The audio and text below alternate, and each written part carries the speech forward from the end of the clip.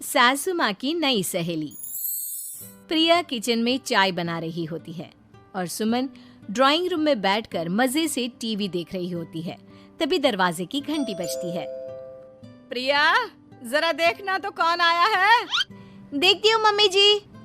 प्रिया दरवाजा खोलती है तो सामने पड़ोस वाली विमला आंटी खड़ी होती है। नमस्ते आंटी जी, कैसी हैं आप? मैं तो बिल्कुल ठीक हूँ बेटा, पर तेरी सास को क्या हुआ है?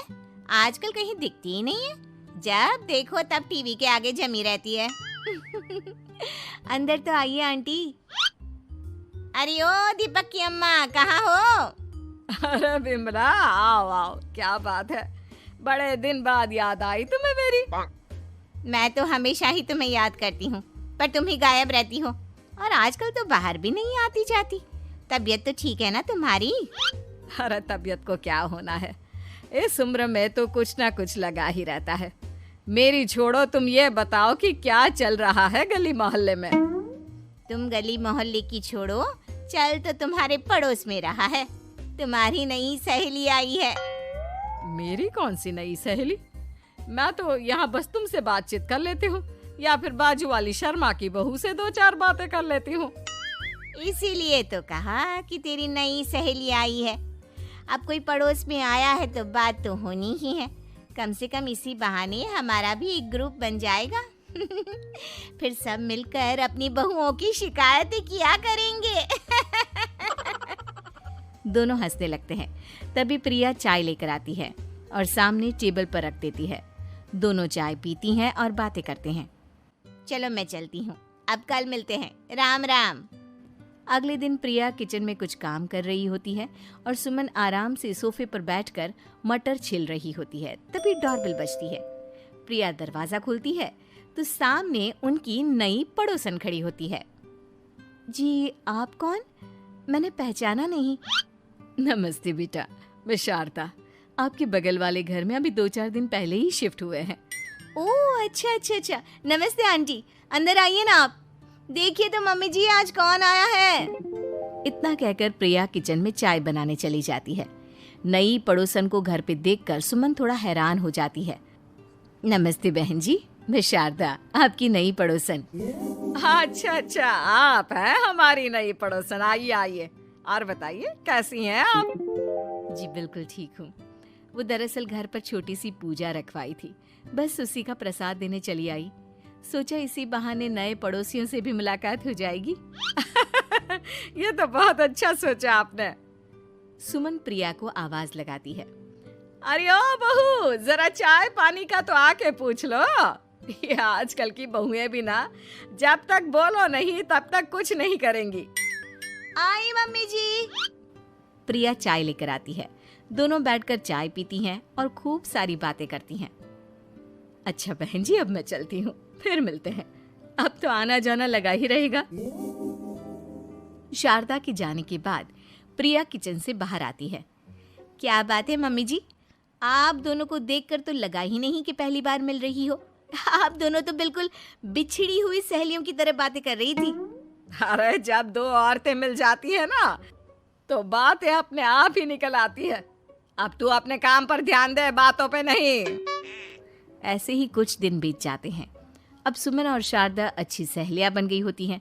दोनों एक साथ मंदिर जाती, मार्केट जाती और कभी कभी तो विमला भी इनके साथ मिलकर खूब हंसी ठिठोली करती।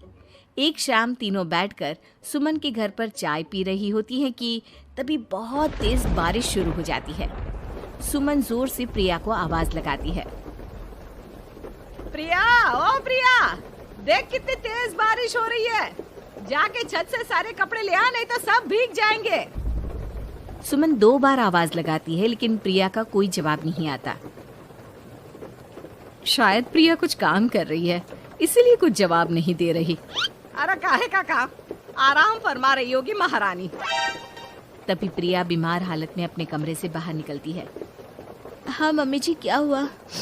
मेरी तबीयत थोड़ी ठीक नहीं है ना, इसलिए आग लग गई। अरे सारे कपड़े भीग गए और तुझे सोने से फुर्सत नहीं है। सबके सामने सुमन के मुंह से ऐसी बातें सुनकर प्रिया उदास हो जाती है और छत से कपड़े उतारने चली जाती है। सुमन, ये क्या बात हुई? प्रिया ने बताया ना कि उसकी तबीयत ठीक नहीं, इसलिए उसकी आंख लग गई। तुम भी ना खामखा उसे सबके सामने सुना दिया। अरे आप नहीं जानती शारदा जी, कुछ बहुएं ना बहुत आलसी होती है, घर का एक काम नहीं करना चाहती। ऐसा नहीं है सुमन, तुम्हारी बहू तो बहुत प्यारी है, तुम्हारी सारी बात भी तो मानती है। हाँ सुमन, तुम प्रिया के बारे में ऐसा क्यों सोचती हो? मेरी भी दो दो बहुएं हैं, लेकिन मैं उन्हें अपनी बेटियों की तरह रखती हूँ। आखिर वो भी तो किसी की बेटियां ही है ना। और अगर तुम ऐसा ही व्यवहार करोगी तो एक दिन प्रिया भी तुम्हारे साथ ऐसा ही बर्ताव करेगी। शारदा और विमला की बातें सुनकर सुमन की तो बोलती बंद हो जाती है। वहीं प्रिया भी बाहर से सारी बातें सुन रही होती है। अरे मैं कोई उसकी दुश्मन थोड़ी ना हूँ, मैं भी उसकी माँ हूँ, लेकिन कभी कभी सास बनना पड़ता है, नहीं तो बहुएं हाथ से निकल जाती है। देखो सुमन, ये सब सोच का फर्क है। अगर तुम ये सोचोगी तो कभी प्रिया को अपनी बेटी नहीं बना पाओगी। इतना कहकर शारदा और विमला वहां से चली जाती हैं और सुमन अकेले बैठकर उनकी बातें सोचने लगती है। अगले दिन प्रिया और दीपक अपने कमरे में बैठकर बात कर रहे होते हैं और सुमन उनके कमरे के बाहर कुछ काम कर रही होती है और उन दोनों की बातें सुन लेती है। दीपक, तुम्हें पता है हमारे पड़ोस में जो शारदा आंटी है ना, बहुत अच्छी हैं। अच्छा, ऐसा क्या हो गया जो तुम्हें वो इतनी अच्छी लगने लग गई? कुछ खास नहीं, बस कल जब मम्मी जी मुझे सबके सामने सुना रही थी तो शारदा आंटी ने मेरा साथ दिया। मैं तो सच में हैरान ही रह गई थी जब उन्होंने मम्मी जी को मुझसे ऐसा बर्ताव करने के लिए मना किया। अच्छा, फिर क्या हुआ? होना क्या था, शारदा आंटी तो मम्मी जी को समझा ही रही थी कि बहू को भी बेटी की तरह ही रखना चाहिए, लेकिन मम्मी जी तो मम्मी जी है ना, उन्हें तो मुझ में हमेशा कमी ही दिखती है। काश मुझे भी शारदा आंटी जैसी सास मिली होती जो मुझे भी अपनी बेटी जैसी समझती। सुमन ये सब सुनकर बहुत उदास हो जाती है और वहां से चली जाती है।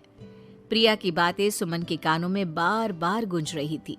उसे बहुत शर्मिंदगी महसूस हो रही थी कि उसने प्रिया के साथ बहुत गलत किया है। अगले दिन सुमन शारदा और विमला को बुलाती है। क्या बात है सुमन, आज तूने ऐसे अचानक क्यों बुलाया? सब ठीक तो है ना? हाँ हाँ, सब ठीक है, तुम दोनों बैठो तो सही। तब तक दीपक और उसके पापा भी आ जाते हैं। प्रिया, तुम भी आ जाओ। क्या हुआ मम्मी जी, आपने बुलाया? हाँ प्रिया बेटा, मैं आज सबके सामने तुमसे माफी मांगना चाहती हूँ।